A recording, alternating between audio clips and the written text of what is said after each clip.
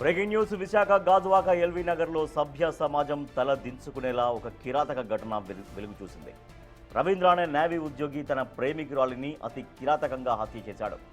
కేవలం హత్య చేయడంతో ఆగకుండా ఆ మృతదేహాన్ని 2 ముక్కలుగా నరికి బీభత్సం సృష్టించాడు. ఆ నరికిన శరీర భాగాల్లో సగభాగాన్ని ఇంట్లోని ఫ్రిడ్జ్లో దాచగా మిగిలిన సగభాగాన్ని గోనె సంచిలో కుక్కి ఎవరికీ అనుమానం రాకుండా జాగ్రత్త పడ్డాడు.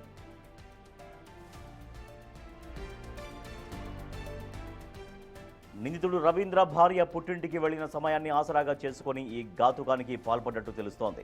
ఇంట్లో ఎవరూ లేని సమయంలో ప్రేమికురాలిని పిలిపించుకొని గొడవ జరగడంతో ఈ దారుణానికి ఒడిగట్టినట్లు పోలీసులు ప్రాథమికంగా నిర్ధారించారు. స్థానికుల సమాచారంతో రంగంలోకి దిగిన పోలీసులు నిందితుడు రవీంద్రను అదుపులోకి తీసుకున్నారు. ఇంట్లోని దృశ్యాలను చూసి సాక్షాత్తు పోలీసులే విస్తుపోయారు. ఆ ప్రేమికురాలు ఎవరు, వారి మధ్య అసలు గొడవ ఏంటి, ఈ దారుణం వెనుక ఇంకా ఎవరైనా ఉన్నారా అనే విషయాలపై పోలీసులు లోతుగా విచారణ జరుపుతున్నారు.